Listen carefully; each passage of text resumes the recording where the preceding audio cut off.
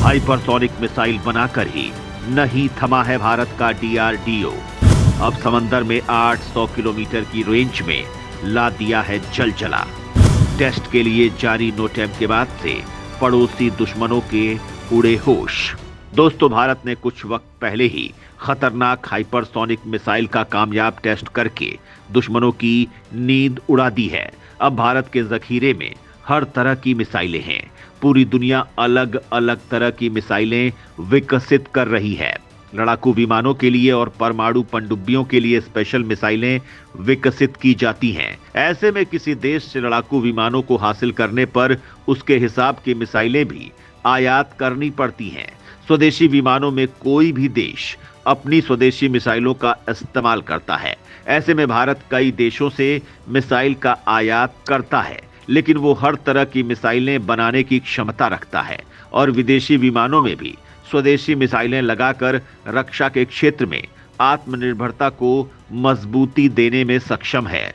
Sukhoi और मिराज विमानों में भारत ने ऐसा ही किया है।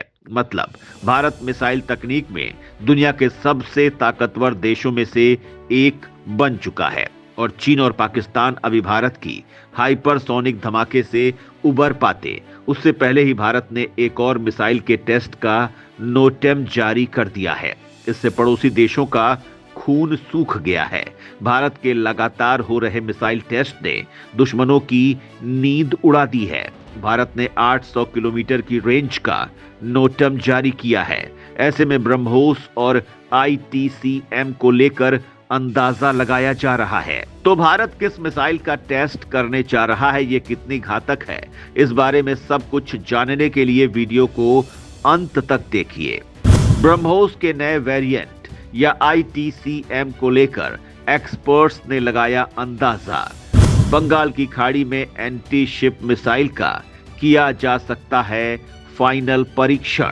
इस वीडियो में सबसे पहले हम आपको ये बताएंगे कि भारत किस मिसाइल का परीक्षण कर रहा है। एक्सपर्ट्स के मुताबिक इसके पीछे मकसद क्या हो सकता है। इसके बाद हम आपको ये भी बताएंगे कि भारत मिसाइल ताकत में कितना ताकतवर हो चुका है। भारत ने अपने नोटैम में बंगाल की खाड़ी में 800 किलोमीटर की रेंज के लिए नोटैम जारी किया है। ऐसे में एक्सपर्ट्स का मानना है कि ये ब्रह्मोस ER हो सकता है।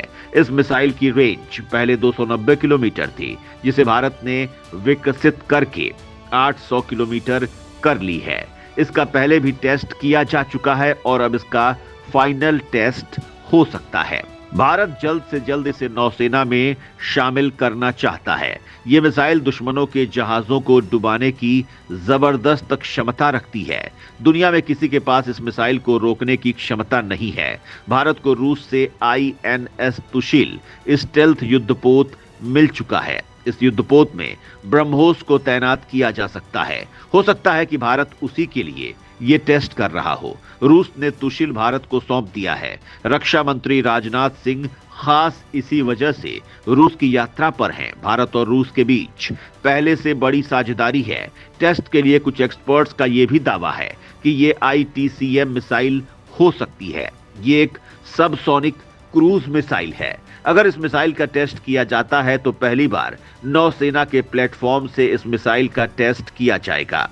ये दोनों मिसाइलें भारत की समुद्री हमलावर क्षमता में तगड़ा इजाफा करने की क्षमता रखती हैं। हालांकि ये तो टेस्ट के बाद ही पता चलेगा कि भारत ने किस मिसाइल का परीक्षण किया है।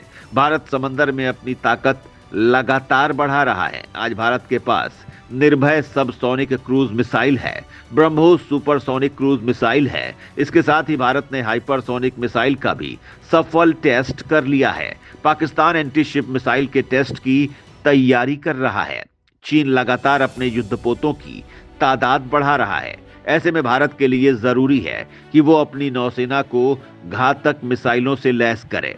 इसी वजह से भारत परमाणु पनडुब्बियों के लिए K5 और K6 मिसाइलों पर काम कर रहा है, तो युद्धपोतों में तैनाती के लिए ब्रह्मोस जैसी मिसाइलों की रेंज बढ़ा रहा है। 800 किलोमीटर की रेंज के साथ ब्रह्मोस दुश्मन जहाजों के लिए भयंकर चुनौती बन जाएगी। इस क्षमता के साथ ये मिसाइल लंबी दूरी से ही चीनी जहाजों को निशाना बना सकेगी। ये सुपरसोनिक स्पीड से दुश्मनों के खेमे में तबाही मचा देती है। और सबसे भयंकर क्षमता तो ये है कि ये परमाणु हथियार भी कैरी कर सकती है।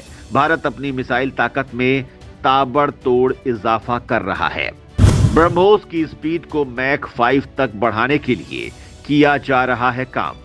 रैम जेट और सॉलिड इंजन के साथ बन रही घातक हाइपरसोनिक मिसाइल। भारत मिसाइल की जबरदस्त और एडवांस तकनीकियों पर काम कर रहा है। उसने अपनी अग्नि 5 को MIRV तकनीक से लैस कर रखा है और दावा किया जाता है कि अग्नि मिसाइल एक साथ 14 टारगेट को तबाह कर सकती है। भारत अपनी परमाणु पनडुब्बियों के लिए K सीरीज की मिसाइलें तैयार कर रहा है।